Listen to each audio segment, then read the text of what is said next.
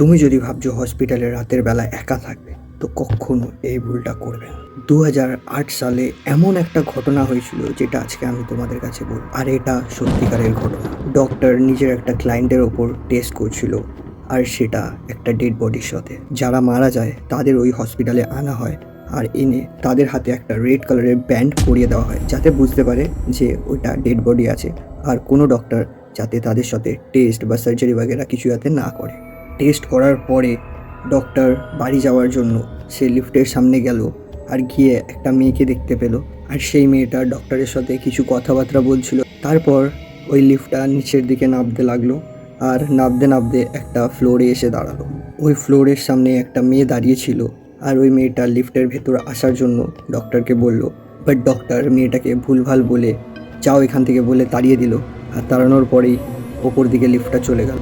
ডক্টরের পাশে যেই মেয়েটা দাঁড়িয়েছিল সেই মেয়েটা ডক্টরকে বলল যে তুমি মেয়েটাকে লিফটে কেন উঠতে দিলে না।